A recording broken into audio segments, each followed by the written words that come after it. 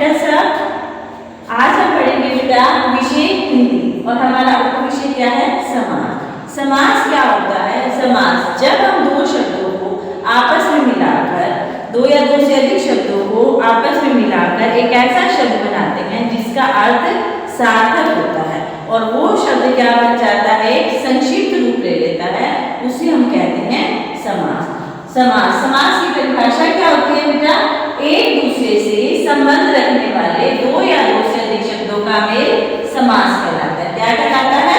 समास। एक दूसरे से संबंध रखने वाले दो या दो से अधिक शब्दों का मेल समास कहलाता है। उदाहरण के लिए, जैसे हमने उदाहरण है रसोई के लिए घर। अब ये है ना हमारे दो या दो से अधिक शब्द है, रसोई के लिए घर। परंतु जब हम इन सभी शब्दों को एक साथ मिलाएंगे, एक संक्षिप्त रूप बनाएंगे, तो हमारा क्या बनेगा?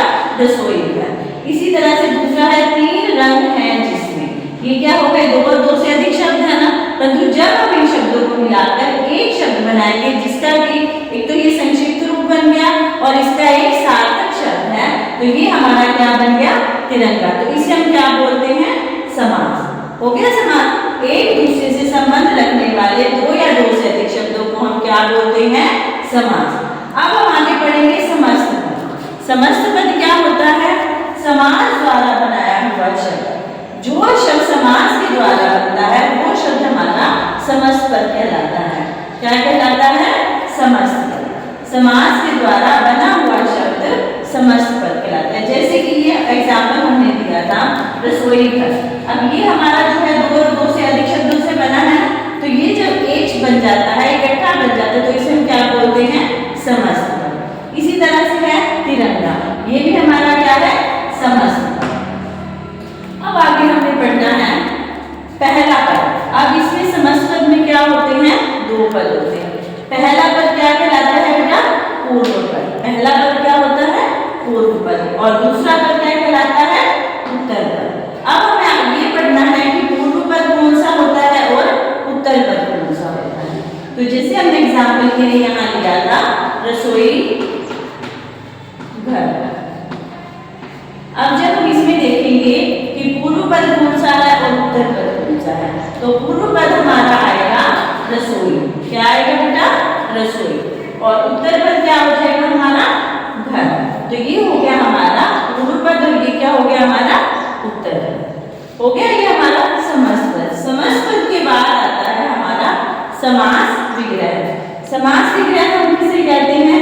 जब हम समस्त पद के पदों को अलग करते हैं, जब समस्त पद के पदों को अलग करते हैं तो वो क्रिया हमारी क्या कहलाती है? समास विग्रह। क्या कहलाती है? समास विग्रह। जैसे कि हमने यहाँ हमारा समस्त पद था रसोई घर।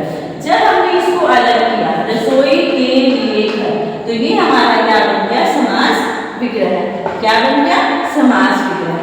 जैसे ये हमारा समस्त पद था तिरंगा और हमने इसको अलग किया समास विग्रह जब किया तीन रंग हैं इसमें, तो ये हमारा क्या बन गया? समास विग्रह। ये हो गया हमारा समास विग्रह। उदाहरण के तौर पर जैसे अब हमें दे रखा है नीलकमल। नीलकमल का जब हम समास विग्रह करेंगे तो क्या बनेगा? नीला है जो कमल। ये हमारा क्या हो गया? समास विग्रह। ये है हमारा समस्त पद नीलकमल। पर जब समस्त पद को हम अलग अलग करेंगे तो वो क्रिया हमारी कहलाती है समास विग्रह। जैसे नीला है जो कमल, ये हो गया हमारा समास विग्रह। वैसे ही है लाल मिर्च। अब लाल मिर्च हमारा क्या है? समस्त पद। समस्त पद को जब हम अलग करते हैं तो वो क्रिया होती है समास। जैसे लाल है जो, ये हमारा क्या हो गया? समास विग्रह। तो ये है हमारा समास विग्रह। ये आज हमने पढ़ा बेटा समास के बारे में, समास समस्त पद और समास विग्रह। कल हम पढ़ेंगे समास के कितने भेद होते हैं और उसके भेदों की परिभाषा के बारे में। धन्यवाद।